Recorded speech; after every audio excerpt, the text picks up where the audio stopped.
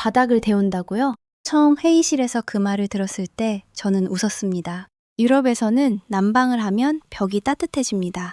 라디에이터가 있고 정난로가 있고 공기를 데웁니다. 그게 당연했습니다. 그런데 한국은 달랐습니다. 바닥을 데운다고 했습니다. 저는 그 말을 듣고 속으로 생각했습니다. 도대체 왜? 그런데 그날 밤 저는 그 질문에 대한 답을 직접 몸으로 느끼게 됩니다. 저는 독일 프랑크푸르트에서 건축 설계 회사에 다니는 38세 건축가 마틴이었습니다. 한국 출장은 이번이 세 번째였어요. 처음 한국에 왔을 때는 반도체 공장을 봤고 두 번째에는 대형 스마트 시티 프로젝트를 둘러봤죠. 솔직히 한국 기술력은 인정하고 있었습니다. 빠른 인터넷도 놀라웠고 도시 인프라도 인상적이었어요. 그런데 이상하게도 제가 이해할 수 없는 게 하나 있었습니다. 바로 한국 사람들이 유난히 자랑하는 온돌이었죠. 처음엔 농담인 줄 알았어요. 회의를 하다가도 온돌 이야기, 저녁을 먹다가도 온돌 이야기, 택시를 타도 온돌 이야기. 한국 겨울은 온돌이죠. 외국인들은 온돌 경험하면 놀라요. 한국 사람들은 바닥 없으면 못 살아요. 처음엔 웃음이 나더라고요. 아니, 난방이 난방이지. 바닥이 따뜻한 게 뭐가 그렇게 특별한 걸까 싶었거든요. 독일에도 난방은 있습니다. 겨울이면 집안은 따뜻하고 라디에이터도 잘 되어 있고 요즘은 바닥 난방을 설치하는 집도 점점 늘고 있죠.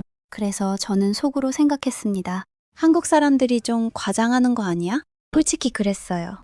그러던 어느 날이었습니다. 출장 마지막 주였는데 한국지사 김 부장이 저를 집으로 초대하더라고요. 한국 겨울 제대로 경험하고 가셔야죠. 저는 처음엔 정중하게 거절했습니다. 회사 사람 집에 가는 게 조금 부담스럽기도 했고 이미 여러 번 식사 대접도 받았으니까요. 그런데 김 부장이 웃으며 말했습니다. 이번에는 진짜 후회 안 하실 겁니다. 한국 사람들이 왜 온돌 좋아하는지 알게 되실 거예요. 그 말에 괜히 오기가 생겼습니다. 도대체 얼마나 대단하길래 저렇게 자신 있게 말하는 걸까 싶었죠. 그날 저녁 서울에는 눈이 내리고 있었습니다. 기온은 영하 10도 가까이 떨어져 있었고요. 독일에서도 익숙한 추위였습니다. 그래서 저는 별다른 기대 없이 김 부장의 집으로 향했습니다. 그런데 현관문이 열리는 순간부터 뭔가 이상했습니다. 따뜻했어요. 아니, 정확히 말하면 공기가 따뜻한 느낌은 아니었습니다. 뭔가 다른 따뜻함이 느껴졌죠. 저는 신발을 벗고 집 안으로 한 걸음 들어갔습니다. 그리고 그 순간 저도 모르게 걸음을 멈췄어요. 발바닥이 따뜻하더라고요. 생각보다 훨씬 따뜻했습니다. 마치 햇볕을 오래 받은 돌 위를 맨발로 걷는 느낌이랄까요? 저는 무의식적으로 한 걸음 더 걸었습니다. 그리고 또 멈췄죠. 이상했습니다. 분명 바깥은 영하 10도였는데 집 안바닥은 마치 봄날처럼 포근했거든요. 그 모습을 보던 김 부장이 웃었습니다. 어때요? 신기하죠? 저는 솔직히 인정하기 싫었습니다. 그래서 괜히 태어난 척 했죠. 생각보단 괜찮네요. 그런데 속으로는 조금 놀라고 있었어요. 왜냐하면 그 따뜻함이 단순히 편안한 수준이 아니었거든요. 뭔가 사람을 가만히 앉게 만드는 느낌이 있었습니다.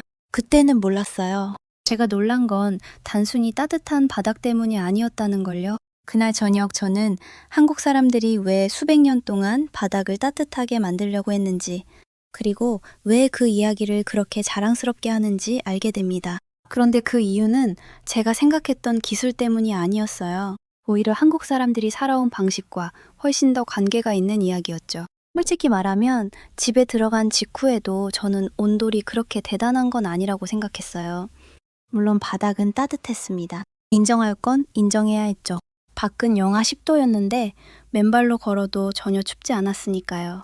그런데 아무리 그래도 난방은 난방 아닌가 싶었어요. 독일에도 따뜻한 집은 많거든요. 그런데 식사를 마친 뒤부터 조금 이상한 장면이 보이기 시작했습니다. 저는 당연히 거실 소파에 앉을 줄 알았어요. 독일에서는 보통 그렇거든요. 식사를 마치면 소파에 앉아 TV를 보거나 커피를 마십니다. 그런데 김 부장 가족은 아무도 소파로 가지 않더라고요. 어머니는 거실 바닥에 앉으셨고 김 부장은 자연스럽게 바닥에 기대 앉았습니다. 아이들은 바닥에 엎드려 숙제를 하기 시작했죠. 심지어 강아지까지 제일 따뜻한 자리로 가서 배를 깔고 누워 있더라고요. 저는 그 모습을 한참 바라봤어요. 솔직히 좀 신기했습니다. 아니, 소파가 있는데 왜 다들 바닥에 앉는 거지? 그래서 저도 따라 앉아봤죠. 그런데 몇 분 지나지 않아 이상한 일이 생겼습니다. 몸이 점점 늘어지더라고요. 등을 벽에 기대고 앉아있으니까 너무 편했어요. 발도 따뜻했고 허리도 편했고 무엇보다 이상하게 마음이 차분해졌습니다. 그러고 보니 가족들도 다들 비슷했어요. 누군가는 귤을 까먹고 있었고 누군가는 TV를 보고 있었고 아이들은 자기들끼리 떠들고 있었죠. 그런데 신기하게도 모두 같은 공간에 있었습니다. 각자 다른 일을 하고 있는데도 함께 있다는 느낌이 들더라고요. 저는 그 모습을 보다가 김 부장에게 물었어요. 원래 다 이렇게 바닥에 앉아요? 김 부장이 웃었습니다. 네, 거의 그렇죠. 어릴 때부터요. 저는 다시 물었어요. 그래도 소파가 더 편하지 않나요?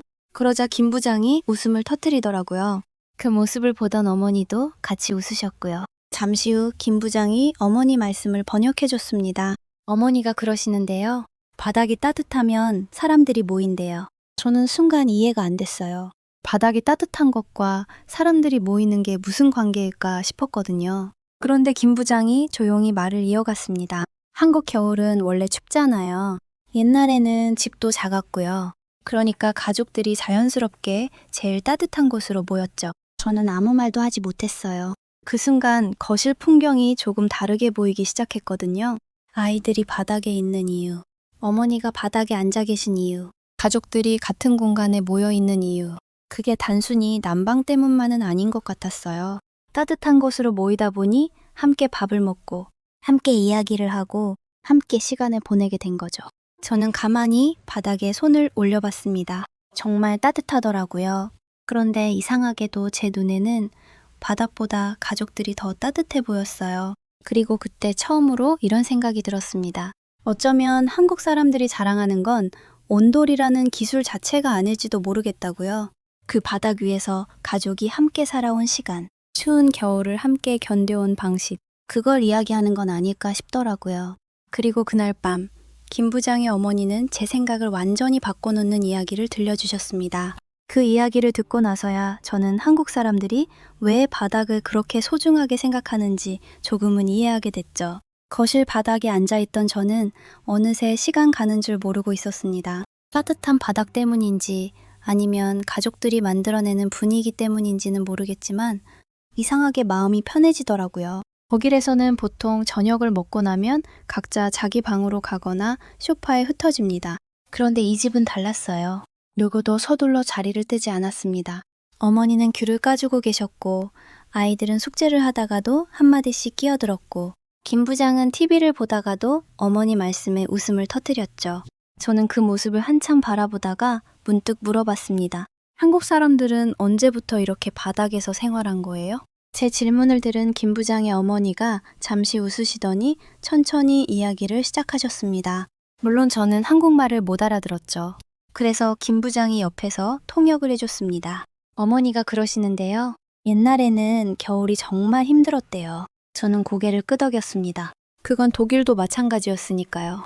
그런데 이어진 이야기는 조금 의외였습니다. 예전 한국 사람들은 겨울에 따뜻한 방 하나를 온 가족이 같이 썼대요. 저는 순간 이해가 안 됐습니다. 한 방을요? 김 부장이 웃으며 고개를 끄덕였습니다. 네, 부모님도, 아이들도, 할머니, 할아버지도. 저는 깜짝 놀랐어요. 독일에서는 상상하기 어려운 모습이었거든요. 그런데 김 부장은 계속 설명했습니다. 집이 넓지 않았고 난방도 지금처럼 쉽지 않았으니까요. 제일 따뜻한 방 하나에 다 같이 모여 있었대요. 그 말을 듣는 순간 이상하게 눈앞에 장면이 그려지더라고요. 눈이 내리는 겨울밤, 작은 방 그 안에 모여있는 가족들. 누군가는 바느질을 하고 누군가는 책을 읽고 아이들은 서로 장난을 치고 그렇게 한 공간에서 겨울을 보내는 모습 말이에요. 저는 조용히 바닥을 내려다봤습니다. 그러고 보니 이 바닥은 단순히 따뜻한 바닥이 아니었던 것 같았어요. 사람들을 모이게 하는 공간이었죠. 가족이 함께 있게 만드는 공간이었고요. 그때 어머니가 다시 말씀하셨습니다. 김 부장이 웃으며 번역해주더군요. 추운 겨울에는 같이 있어야 덜 춥대요. 정말 짧은 말이었는데 이상하게 마음에 남았습니다. 같이 있어야 덜 춥다. 저는 그 말을 듣고 잠시 생각에 잠겼어요. 생각해보면 한국은 오랫동안 쉽지 않은 시간을 겪어온 나라였습니다. 전쟁도 있었고, 가난했던 시절도 있었고, 겨울은 유난히 길고 추웠죠. 그런 시간을 버티면서 사람들은 자연스럽게 함께 있는 법을 배웠던 건 아닐까요?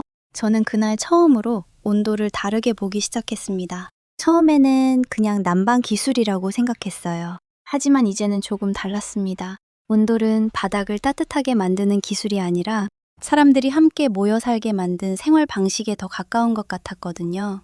그리고 바로 그 순간 김 부장의 어머니가 아주 담담하게 한마디를 하셨습니다. 그 말을 듣고 저는 한동안 아무 말도 하지 못했어요. 왜 한국 사람들이 바닥을 따뜻하게 만들려고 했는지, 왜 그걸 그렇게 소중하게 생각하는지 조금은 알 것 같더라고요. 김 부장의 어머니는 잠시 창밖을 바라보셨습니다. 밖에는 여전히 눈이 내리고 있었고 거실 안은 조용하고 따뜻했죠. 아이들은 어느새 숙제를 끝내고 바닥에 누워 TV를 보고 있었고 강아지는 가장 따뜻한 자리를 차지한 채 꿈나라에 가 있었습니다. 그 평범한 풍경을 바라보던 어머니가 조용히 말씀하셨습니다. 김 부장이 천천히 번역해줬습니다. 어머니가 그러시는데요. 옛날에는 따뜻한 바닥이 있으면 마음이 놓였대요. 저는 그 말을 듣고 잠시 멈칫했어요. 마음이 놓인다? 난방이 잘 되면 따뜻한 건 알겠는데 마음이 놓인다는 표현은 조금 낯설었거든요. 어머니는 계속 말씀하셨습니다. 한국이 지금처럼 잘 살기 전 이야기였다고 해요. 겨울이면 연탄값 걱정을 해야 했고 비가 새는 집도 있었고 밤새 찬바람이 들어오는 집도 많았다고요. 그래서 겨울이 오면 가장 먼저 확인한 게 바닥이었다고 합니다. 오늘 밤 아이들이 춥지 않을까? 부모님이 감기 걸리지 않을까? 내일 아침까지 따뜻할까? 그 걱정을 하며 살았다는 거죠. 저는 조용히 이야기를 들었습니다. 사실 독일도 전쟁 이후 어려운 시절이 있었어요. 제 할아버지도 늘 그런 이야기를 했거든요. 춥고 배고팠던 시절 이야기 말입니다. 그런데 이상하게도 한국 사람들의 이야기는 조금 다르게 들렸습니다. 김 부장이 다시 번역했습니다. 어머니는 어릴 때 형제가 6명이었대요. 겨울이면 다 같이 한 방에서 잤대요. 저는 순간 웃음이 나왔어요. 6명이 한 방에서요? 상상이 잘 안 됐거든요. 그런데 어머니는 그 시절을 힘들었다고만 이야기하지 않았습니다. 오히려 웃으면서 말씀하시더라고요. 춥긴 추웠지만 재미있었다고요. 밤이 되면 다 같이 이불 속으로 들어갔고 할머니가 옛날 이야기를 해줬고 형제들끼리 장난치다가 혼나기도 했다고요. 그 이야기를 듣는데 이상하게 제 부모님 생각이 나더군요. 제가 어릴 때도 비슷했거든요. 지금처럼 각자 방이 있는 집이 아니었습니다. 가족이 거실에 모여 TV를 보고 부모님과 같은 공간에서 시간을 보내는 게 당연했죠.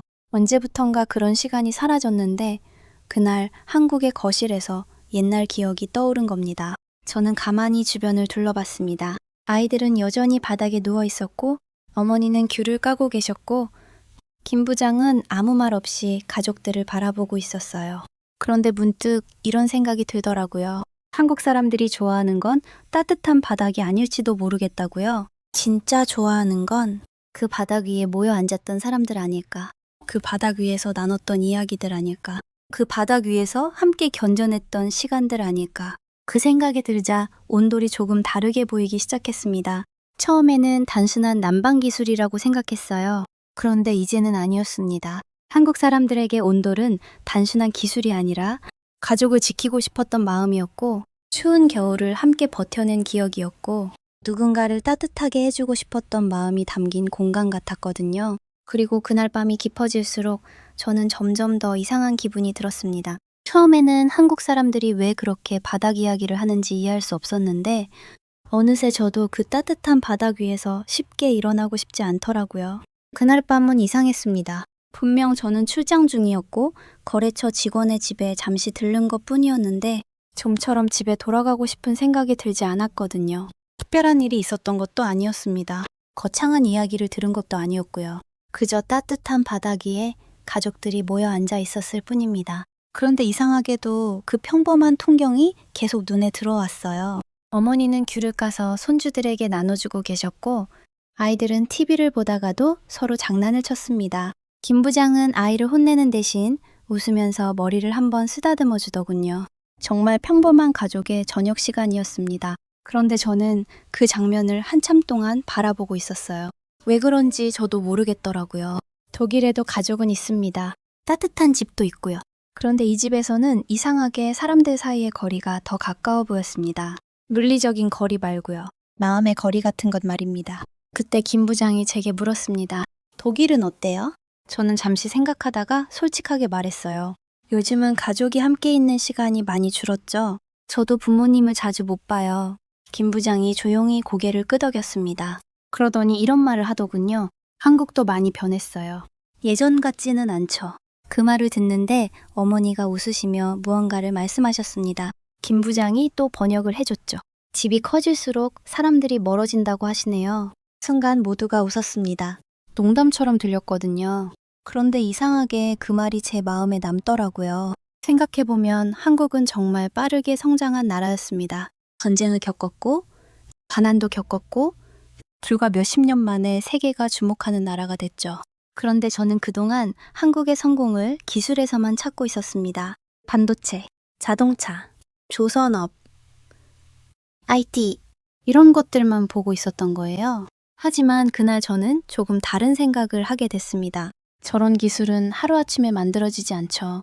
누군가는 밤늦게까지 공부했고, 누군가는 가족을 위해 희생했고, 누군가는 어려운 상황에서도 포기하지 않았습니다. 그리고 그런 사람들이 모여 지금의 한국을 만든 거겠죠? 저는 가만히 거실을 둘러봤어요.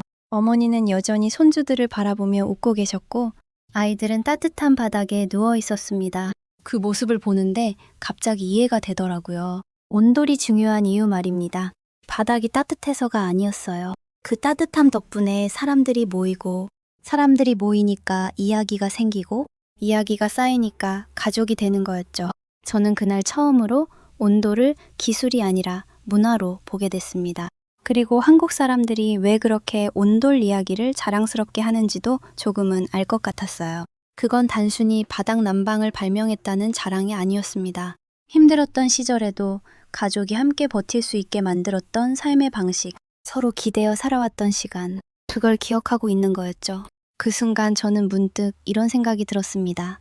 어쩌면 한국의 진짜 힘도 여기서 시작된 건 아닐까? 서로를 챙기고, 함께 버티고, 같은 공간에서 같은 시간을 보내는 것. 바로 그런 평범한 모습들 말입니다. 그리고 저는 그 생각이 맞았다는 걸 다음날 아침 뜻밖의 장소에서 다시 확인하게 됩니다. 다음날 아침 저는 독일로 돌아가기 전 마지막 일정을 위해 일찍 일어났습니다. 창밖에는 여전히 차가운 겨울바람이 불고 있었고 서울의 아침은 분주하게 움직이고 있었죠. 그런데 이상하게 몸이 개운하더라고요. 호텔 침대보다 더 푹 잔 것 같은 기분이었습니다. 아침 식사를 하러 거실로 나가는데 이미 어머니는 일어나 계셨습니다. 주방에서는 된장국 냄새가 나고 있었고 김 부장은 아이들 학교 갈 준비를 도와주고 있었죠. 평범한 아침 풍경이었습니다. 그런데 저는 또 하나 신기한 장면을 보게 됐어요. 아이들이 일어나자마자 가장 먼저 한 행동이었습니다. 아이들은 거실 바닥에 털썩 주저앉더니 이불을 둘둘 감고 멍하니 앉아있더라고요. 저는 웃음이 터졌습니다. 독일 아이들이었다면 침대에서 나오기 싫어했을 텐데 이 아이들은 바닥으로 나오고 있었거든요. 그 모습을 본 어머니도 웃으셨습니다. 그러더니 한국말로 한마디 하시더군요. 김 부장이 번역해줬습니다. 겨울에는 바닥이 최고래요. 다들 웃었죠. 그런데 그 순간 저는 문득 어제 들었던 이야기가 떠올랐습니다. 가난했던 시절 이야기, 한방에서 온 가족이 함께 지냈던 이야기, 추운 겨울을 같이 버텨냈던 이야기 말입니다. 생각해보니 참 신기했습니다. 세상은 엄청나게 변했는데 그 바닥만큼은 그대로 남아 있었거든요. 집은 커졌습니다. 생활은 풍족해졌고요. 기술은 훨씬 발전했습니다. 그런데 한국 사람들은 여전히 바닥에 앉아 있었어요.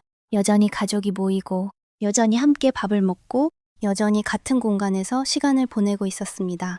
저는 문득 한국이 왜 이렇게 빠르게 성장했는지 조금 알 것 같더라고요. 많은 사람들은 한국의 성공을 기술에서 찾습니다. 반도체를 이야기하고, 자동차를 이야기하고, 조선업을 이야기하죠. 물론 그것들도 대단합니다. 하지만 저는 그날 다른 생각을 했어요. 그런 기술을 만든 건 결국 사람이잖아요. 그리고 그런 사람은 하루아침에 만들어지지 않죠.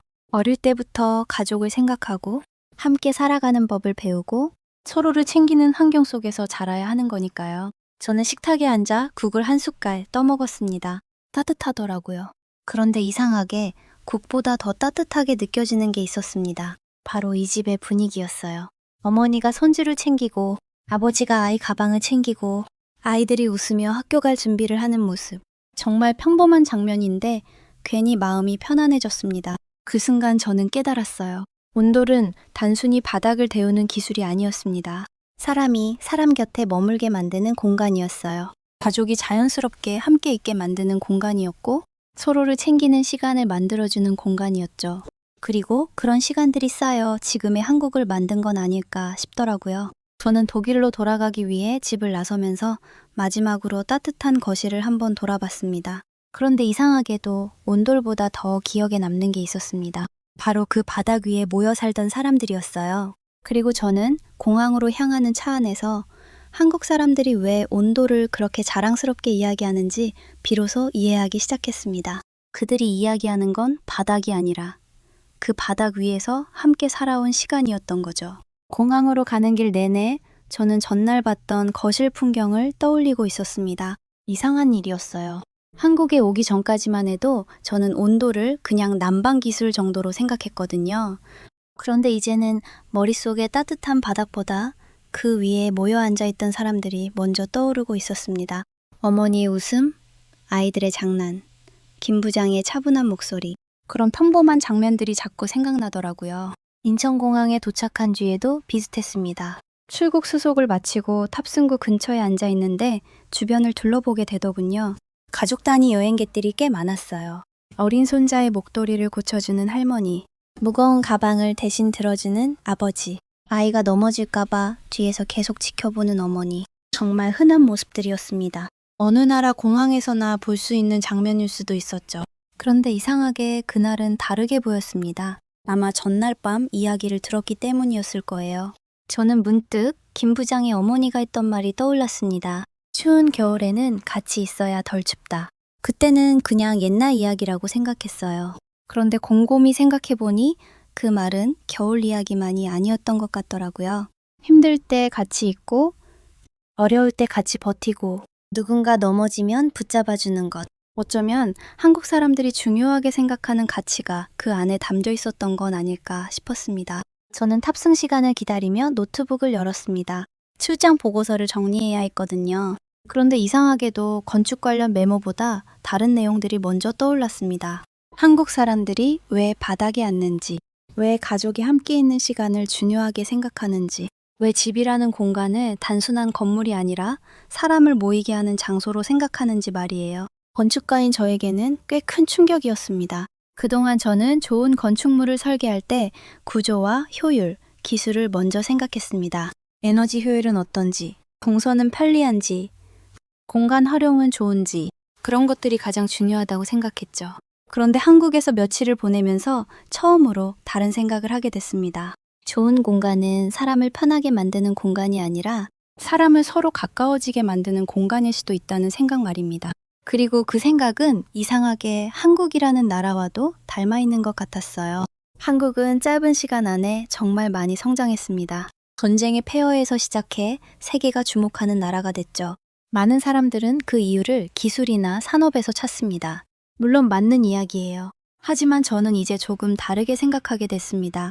그 기술을 만든 것도 사람이고 그 산업을 일으킨 것도 사람이었으니까요. 그리고 그런 사람들은 결국 가족과 함께 살아가며 자란 사람들이었습니다. 서로를 챙기는 법을 배우고 함께 버티는 법을 배우고 어려워도 포기하지 않는 법을 배우면서 성장한 사람들이었죠. 비행기 탑승 안내 방송이 나오자 저는 천천히 자리에서 일어났습니다. 그런데 문득 아쉬운 마음이 들더라고요. 처음 한국에 왔을 때는 반도체 공장이나 첨단 건물을 더 많이 보고 싶었는데 막상 돌아가는 순간 가장 기억에 남는 건 따뜻한 거실 하나였으니까요. 그리고 저는 그때부터 궁금해졌습니다. 왜 한국 사람들은 그렇게 힘든 시절을 견뎌낼 수 있었을까?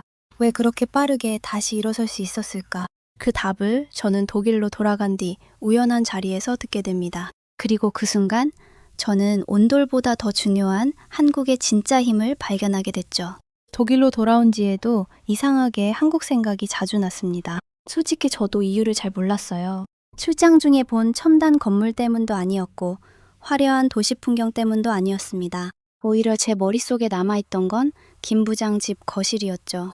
따뜻한 바닥 위에 둘러앉아 있던 가족들, 귤을 까주시던 어머니, 숙제를 하다가 장난치던 아이들.